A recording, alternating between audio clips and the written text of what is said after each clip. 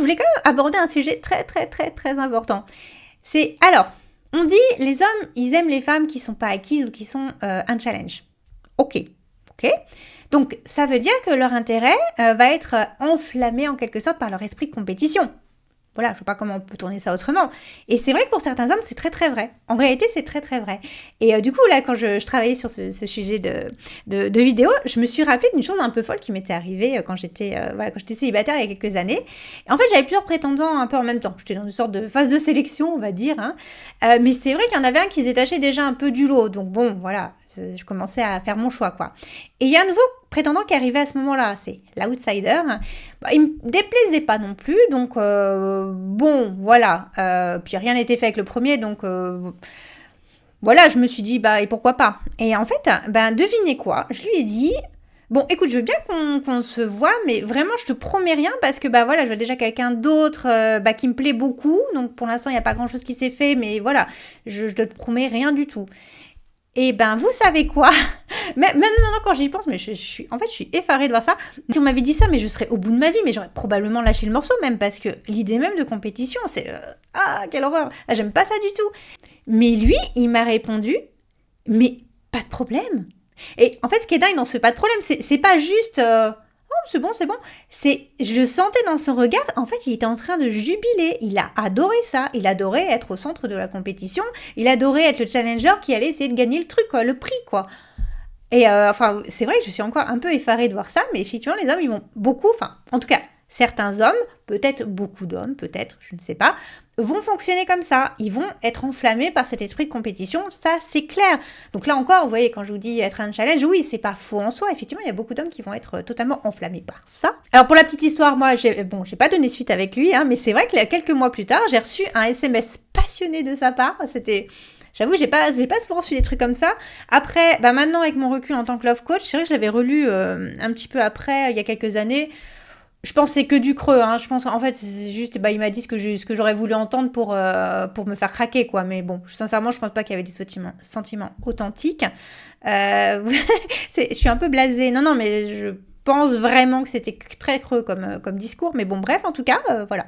Ça avait l'air de pas mal marcher sur le moment. Parce que c'est vrai que le côté challenge, en fait, c'est pas, si vous voulez, c'est pas des sentiments authentiques, c'est l'esprit de compétition, c'est pas de l'amour.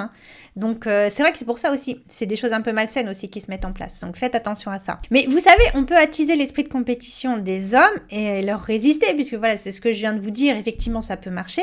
Mais il y a des façons beaucoup plus saines de le faire que d'essayer d'être un challenge ou je ne sais quoi, ou en étant le prize. Ça, c'est un grand truc de love coaching. Ça, c'est plus chez les hommes en fait. On parle beaucoup de ça, le prize. Ça n'a pas été beaucoup réutilisé dans le love coaching pour les femmes, heureusement, parce que pareil, nous c'est un peu désagréable pour nous. C'est pas des notions qui nous sont familières ou qui vont nous toucher, quoi. Mais du coup, je vous dis, il y a des façons plus saines. Mais par exemple, en le mettant à l'épreuve, en n'écoutant pas toutes les âneries qu'il nous dit, vraiment en lui faisant pas confiance aveuglément, en n'écoutant pas forcément les mots, mais en regardant les actes. Ça, c'est décisif. Voilà, parce que c'est vrai que les hommes, ils font beaucoup de belles promesses au départ, donc attendez de juger par les actes. Ça, c'est une façon de le mettre à l'épreuve, vous voyez. Et ça, c'est être un challenge, mais c'est quand même une façon beaucoup plus saine d'être un challenge. Et également, moi, je vous ai déjà fait plusieurs vidéos récemment en vous disant que vous ne faisiez plus faire d'efforts aux hommes et que ça nuisait beaucoup à vos relations. Il y a beaucoup d'hommes, n'en doutez pas, qui ne feront pas l'effort d'avoir une relation avec vous parce que vous ne leur faites pas faire des efforts. Donc là, c'est un peu pareil. Voilà, nous, on ne fonctionne pas comme ça, donc nous, ça n'a aucun sens, mais vous devez faire des efforts aux hommes. Et faire des efforts aux hommes, c'est pas le faire galérer en lui faisant croire que je suis pas amoureuse de lui, que je suis détachée de lui, le faire galérer pour que je tombe amoureuse de lui. C'est pas ça, on s'en fiche.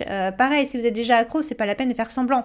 Par contre, faire des efforts, c'est le faire se déplacer, c'est le faire payer l'addition. Enfin voilà, de temps en temps, au moins de temps en temps, s'il vous plaît, mesdames, arrêtez le 50-50. Enfin, ça n'a aucun sens. Ça peut être, lui demander d'organiser le prochain rendez-vous. Enfin, c'est 3 fois rien, mais vous ne le faites plus. Vous ne faites plus faire aucun effort aux hommes. Et surtout, depuis les sites de rencontres, on a tellement banalisé tout ça, les dates, tout. Il n'y a plus de cérémonial, il n'y a plus rien. Voilà, il n'y a plus de rituel. C'est, on y va comme si on allait à un entretien d'embauche. Mais c'est pas un entretien d'embauche. Il faut remettre du cérémonial. Il faut refaire des efforts aux hommes. Sinon, ils se transforment en pacha, ils s'assoient sur le canapé, ils attendent qu'on arrive en chaussons. Et surtout, Ce dont je voulais vous parler, vraiment, c'est que, bon, je vous dis tout à l'heure, c'est vrai que certains hommes vont être titillés du coup par leur esprit de compétition. Effectivement, ils vont apprécier quand ils ont un petit peu de mal à vous conquérir ou je ne sais quoi. Et on vous dit toujours, les hommes sont des chasseurs.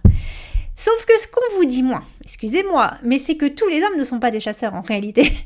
Et moi, ça me choque parce que c'est vrai, quand j'entends ça souvent dans les vidéos, pareil, par les love coach hommes, oui, les hommes sont des chasseurs. Mais je suis désolée, moi, dans la vraie vie, je regarde les hommes, c'est pas tous des chasseurs, hein, à tête, loin de là. Ils n'ont pas tous cet esprit de conquête et cet esprit de compétition aussi fort. Et alors, ils peuvent l'avoir dans une moindre mesure, hein, je dis pas ça. Oui, ça peut être effectivement quelque chose qu'ont tous les hommes. Oui, il n'y a pas de souci, il n'y a pas de souci. Mais il y en a beaucoup qui ne vont pas avoir ce tempérament de chasseur que vous décrivent les love coach hommes. Et ça, c'est juste, je l'ai vu dans la vraie vie. Hein, donc, j'ai pas d'études scientifiques pour vous le dire. C'est juste, vous regardez, vous ouvrez les yeux, vous regardez les hommes. Bah non, il y en a beaucoup, c'est pas des chasseurs du tout. Hein, voilà. Et il se trouve que, je dis ça, je dis rien, mais les partenaires les plus sains pour vous, bah ça va pas forcément être ces fameux chasseurs. Hein, entre guillemets, ces chasseurs, vous avez qui ont ce fort esprit de compétition, qui aiment la difficulté, qui aiment les challenges, là, qui aiment qu'on leur résiste, nanana. Et c'est vrai, voilà, il y a des hommes au tempérament de chasseur, c'est vrai que c'est généralement pour eux que vous venez nous voir. C'est pas une coïncidence. Et c'est vrai aussi pour ça que c'est aussi pour ça que, nous, les love coach, on va beaucoup parler de ça, du fait que les hommes, c'est des chasseurs, parce qu'on a un peu ce miroir grossissant, parce que nous, vous venez toujours nous voir pour ce genre de personnes.